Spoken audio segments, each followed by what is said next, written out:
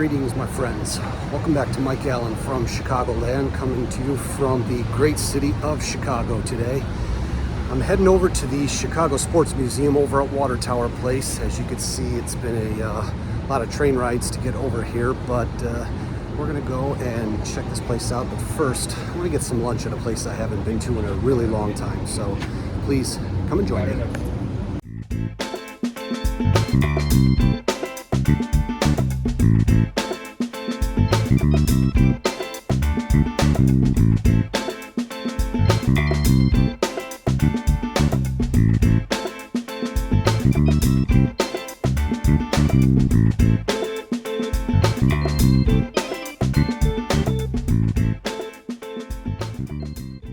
Pretty sure this building here was the old rock and roll McDonald's. My sister and I visited here probably about 20 years ago when it was still rock and roll themed. Now it's just a regular, albeit very large, McDonald's. But we're not eating here. We're going to a place 1,000% better. This is where we're going. Al's #1 Italian beef. Let's head inside. Now this place was featured on Man vs. Food and Diners, Drive-Ins, and Dives. Looks like Bourdain was here as well. So look at their menu. I went with the big beef with hot and sweet peppers, dipped, and a Chicago dog with everything on it. Now I believe there's 3 locations of Al's Beef in the city. The original was on the west side of Chicago off of Taylor Street, kind of by the UIC campus.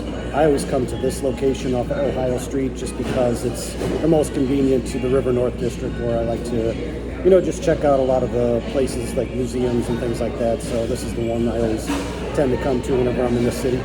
Now a lot of these Chicago dog places, they'll just give you fries with the hot dog even if you didn't order them. Al's Beef is one of them. Not every place does this, but some of them do. Now the Italian beef here, I usually always get it with the hot and sweet peppers and dipped in the au jus sauce. Sorry Portillo's, but Al's is my absolute favorite Italian beef place. And when you eat here, you can never have enough napkins. Now there's tons of places in the city where you can get an Italian beef sandwich. Tons of places in the Chicago area as well. And outside, because Portillo's is going national. They're opening up locations all across the United States. So, but Al's Beef is still my favorite. I also like Johnny's Beef out in Elmwood Park. Been there a couple times, but nothing could beat Al's. That's at the top of my list.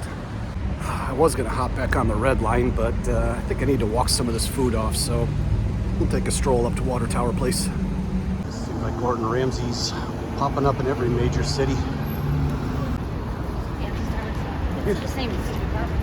One thing Michigan Avenue has is a Starbucks Reserve Roastery, which is a few stories tall, and you can see there's a line of people waiting to get in. Not many of these exist, but Chicago has one of them. A couple of buildings that survived the Chicago fire of 1871. Chicago Water Tower here, right off of Michigan Avenue. Right across the street is the Chicago Waterworks building,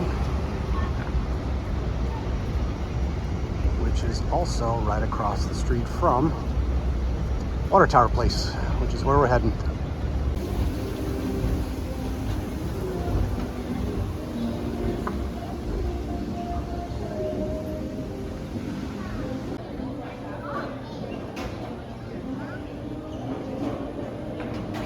As you can probably tell, Water Tower Place is a multi-level shopping mall. A very, very nice one. I came here when I was in 8th grade as part of our class trip to Chicago. Been here a few times before then, but it's been a couple years, so we're gonna head upstairs and check out this museum.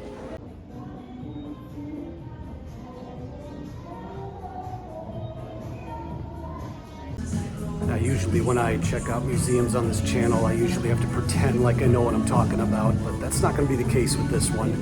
I'm gonna be able to just go off the cuff because I've been a sports fan all my life and I'm looking forward to coming to check this place out, so let's head inside. Cover of the Tribune from when the Bears won the Super Bowl. January 27th, 1986. Now This I remember fondly. Bulls' last title, June 15th, 1998. And right next to it is the White Sox World Series title in 2005. And of course, who can forget this? Waited my entire life to see the Cubs finally win a World Series, and let me just tell you, no sport moment is ever going to come close to repeating this. Now, this was before my time, but this was the game where Gale Sayre scored 6 touchdowns. I believe one of them was on a kickoff return. This is the one I was looking for. When the Bears beat Washington 73-0 to win the NFL title. Date on this, December 6, 1940. The story goes is that every time the ball would be kicked through the uprights for an extra point, the fans would get a souvenir. The Bears were scoring so many touchdowns that the referees asked them if they would just run it into the end zone instead of kicking it through the uprights because they were running out of footballs. Former White Sox pitcher Mark Burley, he was known for making very quick work on the mound. He didn't take a lot of time in between pitches, and I attended a game one time where the White Sox set the major league record for the shortest game ever played, and sure enough, that was because Burley was pitching. You could test a vertical leap. This was when Michael Jordan was competing in the slam dunk competition, and I believe this was 1988, and it was at the old Chicago Stadium during All-Star Weekend. Here they got the ball grip of various former Chicago athletes. I'll try Will Purdue since he's the tallest one out of the group. Wow, holy cow. There's an exact replica of William Refrigerator Perry's 25 ring from the 1985 season. The Bears won the Super Bowl. Wow, look how much space is there. This game used pucks from the 2010 Stanley Cup Final when the Blackhawks ended a 49-year drought of winning a Stanley Cup title. Now, I loved Harry Carey. He was the reason I became a Cubs fan. I used to wait until the 7th inning stretch. Every game was on WGN, and most were day games because the Cubs didn't have lights until 1988 at Wrigley Field. So I used to be able to watch the games in the summertime. I was always up, and I got to see Harry sing the 7th inning stretch. Now, Harry actually started off broadcasting for the St. Louis Cardinals, and then he eventually went to the White Sox before joining the Cubs in 1981 when the Tribune Company bought the team. So I always remembered him as a Cub broadcaster, and it wasn't until years later that I found out his connections to the Sox and the Cardinals. Pictures of Harry Carey leading the fans in Take Me Out to the Ball Game. Thought this was really cool. Magic number 108. Harry, they did it. Next to this Chris Bryant jersey. Here's two guys I grew up idolizing, Mark Race and Ryan Sandberg. They were both starring for the Cubs as I was starting to get interested in baseball. They've got Back to the Future memorabilia here, the hoverboard, the gray sports almanac, Pepsi bottle. That's because in the second Back to the Future movie, they predicted that the Cubs were going to win the World Series in 2015. They're only off by a year. Now, the story I've heard is that Back to the Future writer Bob Gale was a St. Louis Cardinals fan, and still is to this day. He needed a plot point that was going to push the narrative along in Back to the Future Part 2, so in order to tie it in with the whole almanac story. So he decided, what's the most unlikely thing to ever happen? Oh yeah, that's right, the Cubs winning the World Series. So I remember he was giving an interview in 2015 when the Cubs were playing the Cardinals in the first round of the playoffs, and he said, you know, because I'm a Cardinal fan, I'll be happy if the Cardinals win. If the Cubs win and they continue to move forward and win the World Series, then I look like a genius. Well, he looked like an almost genius because the Cubs ended up winning the World Series the very next year. And this is actually what I was looking for, the remains of the infamous Bartman Ball from October 14th, 2003. I was watching this game in my dorm down in college. I was in grad school at the time, and I remember seeing this happen live and just thinking, oh no, this is going to just snowball into very bad things, and sure enough it did. Now, not long after that game, the ball was blown up at Harry Carey's restaurant, and they have a little replica machine here of the machine that was used to blow up the Bartman Ball. Now, Steve Bartman, the fan who infamously reached out and grabbed the foul ball and stopped Moises Alou from being able to make the catch, he was actually given a World Series ring in 2016. The Ricketts family had one made up for him and gave it to him in a private ceremony somewhere at Wrigley Field. Bartman has not taken part in any type of media events.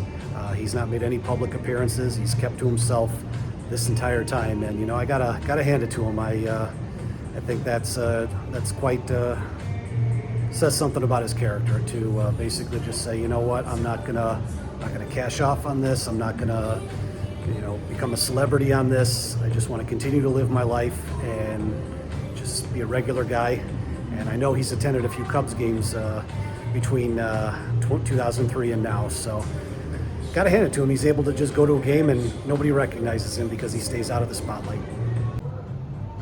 Here's a pair of cleats worn by Chris Bryant during Game 7 of the World Series in 2016.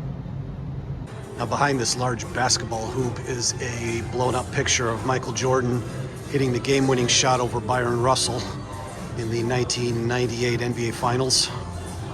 Bulls ended up winning this game 99-98, I believe, clinching the sixth and final title for the Chicago Bulls. Chicago Bulls mascot Benny the Bull. You can measure your wingspan to Scottie Pippen's if you so choose. So, can I pass as Richard Dent?